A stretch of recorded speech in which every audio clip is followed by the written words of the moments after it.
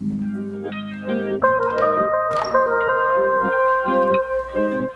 you know how to make a bonfire? And once it is lit, keep it going and make sure that your tribe stays warm and engages with captivating stories that inform, enlighten, and entertain them. Isn't it as easy as just throwing some logs together, add some fuel and light it up, and just enjoy the immediate warmth it provides? You probably figured out that this intro is metaphorically speaking, and that it's all about your company, your brand, your audience, and your success. This is 5 Minute Friday, so join me as I simplify the complexity of bonfire marketing.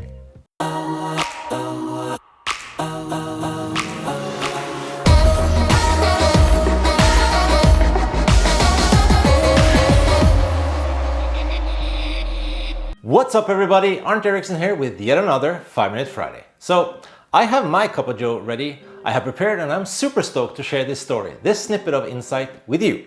And before I forget, subscribe to this channel. Please give it a thumbs up or smash it if you so desire. Leave a comment down below or talk to me on Twitter or Instagram.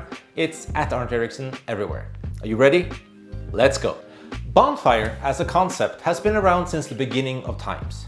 Every Friday, the Cherokees have met around the bonfire and listened to storytellers and performers share tales, myths, and history passed down through the ages, seldom telling the same story as it has been going on for centuries. As the bonfire is lit, hundreds gather around to be informed, enlightened, and entertained by the storyteller that takes his place in front of the tribe. And the hush falls over the tribe. So, if I tell you that the tribe are your customers and the bonfire is the platform in which you inform, enlighten, and entertain, it sounds pretty easy, right? Well, if you don't have compelling stories, the tribe will leave and find better places to be. And if you don't maintain the bonfire, adding wood and making sure that it has a long, swirling, and captivating burn, they will leave as the conversation fade and go cold. So why is this so hard? Large brands and small businesses are looking to use social media as a selling tool, and it is rare to find those that are good at it, except for one different type of brand, who consistently do social well. The online entrepreneurs, the influencers. Most influencers start their business around a passion, lifestyle, or belief system. Their messaging always focuses on why. Over time, others will start showing up and participate. Eventually, they can introduce a product and sales will come naturally. Now, most big brands and small businesses alike have an opposite origin story. They create a product and they try to get people to buy it. Their messaging often focused on the what. Social selling is much harder for these businesses. The key differentiator between businesses who do social selling well and those who don't is that one built a tribe and one didn't. In business, tribe change everything.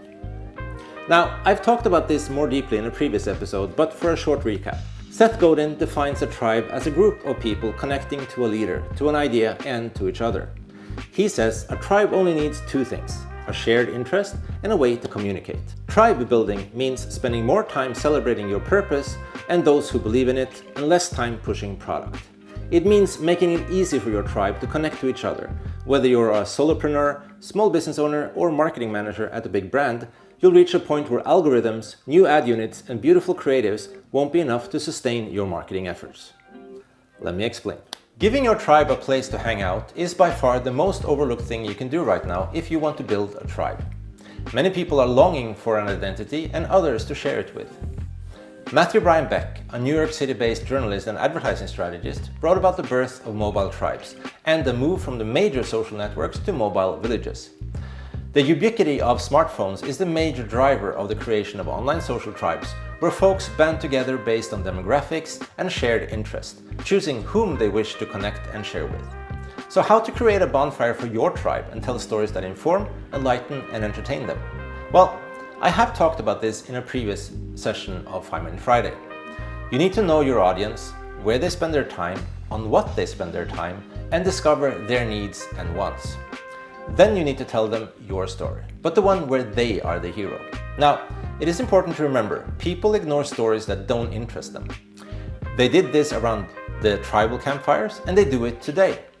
The techniques for overcoming avoidance remain unchanged: empathy, personalization, and memorability. Here's what I mean. Empathy. Could this story be about me?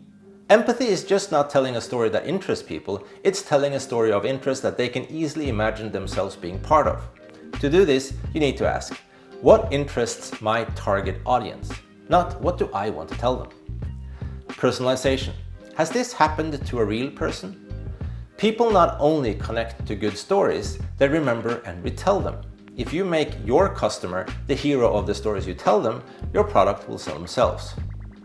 Memorability. Is there something remarkable about the story? You don't need to hire Hollywood stars or the Kardashians to make something memorable. For example, Doritos invited consumers to crash the Super Bowl with homemade commercials. It was inexpensive, brave, memorable, and fantastically successful.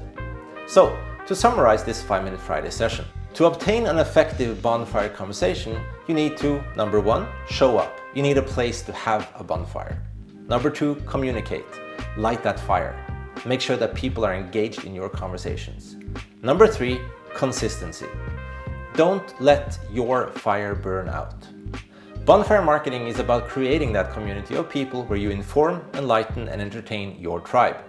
Keep showing up, communicate with a consistent voice, and tell different stories around your passion points and beliefs, and they will stick around for a lifetime. Now, as one of the smartest marketers I know once said, leadership is the art of giving people a platform for spreading ideas that work. Yep, that's a quote from Seth Godin. Now, go out there, show leadership, invite people to your bonfire, and tell captivating stories to your tribe and make them stick around. So that's it for today's Bonfire Conversation. Thank you for giving me your time and attention. I do hope I managed to inform, enlighten, and entertain you. If you like this video, please consider giving it a good thumbs up and hit that subscribe button while you're at it. It actually makes a difference. Next topic is the remarkable science of storytelling. Until then, be safe, stay awesome, and I'll see you next Friday.